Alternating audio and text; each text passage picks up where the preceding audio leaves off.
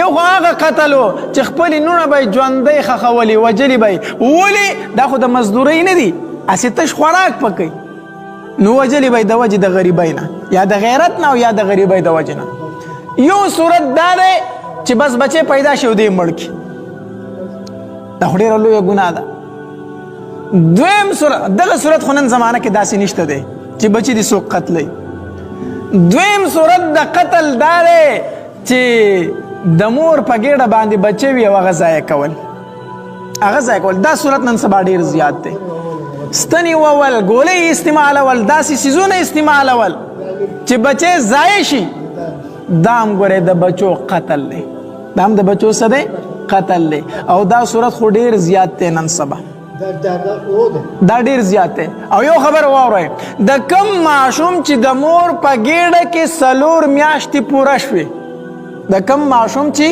د مور په ګېډه کې 4 میاشتې پوره شوې او پس د هغې نه دا ماشوم چا ضایع کو ګوی چې د یو انسان قتل کو وی وجې په ټوپک کې ویشته یا په چاړه وو داسې ګناه دا لري ګورئ دا مکمل د انسان قتل دی قتل چې د 4 ځکه په دې کې بیا روح هم اچولی شوي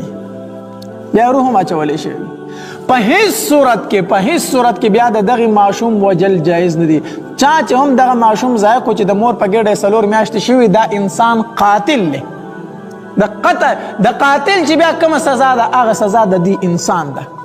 د قاتل چې کومه سزا ده هغه سزا د دې انسان ده چې د یو ماشوم په مور په ګېډه کې 4 میاشتې شوي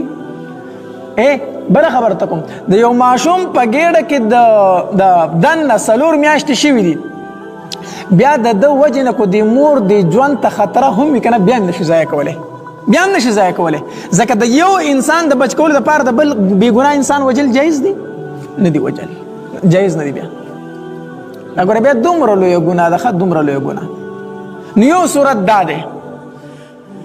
او بل صورت د بچو د قتل هغه روحاني قتل دی بچی الله تبارک وتعالی درکړي دي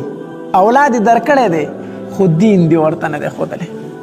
قرآن دی ورته نه دی ښودلی حدیث دی ورته نه دی ښودلی علماو دا لیکلي دا د بچو قتل دی دا هم بچي وجل دی دا پلار هم قاتل دی چې کوم پلار خپل ماشومانو ته دیني تربیت نه ورکوي دا د بچو قتل دی دې وجه حدیث مبارک کې راځي د قیامت په ورځ به د ټولو نه سخت عذاب هغې مور او پلار ته میلاویږي چې کوم مور او پلار د خپل بچي دیني تربیت نه کړی قرآن ورته نه ښودلی حدیث ورته نه ښودلی په میدان محشر کې به د ټولو نه سخته سزا د دغې مور او پلار دا هم قتل دی د بچو د دې باندې خو څوک پروا نه کوي یو ظاهري وجود دی یو روحاني وجود دی ظاهري وجود خو تا بچی له ورکړی دی چې ګرځي ته خو روحاني وجود دی ورله نه دی ورکړی هغه دی ورله قتل کړی دی دومره ظلم دی ورسره کړی دی چې همیشه دپاره اور د جهنم ته دی ورتاو کړی دی نو الله تبارک وتعالی فرمایي ان قتلهم کان خطئا کبیرا یقینا قتل د بچو دا ډېره لویه ګناه ده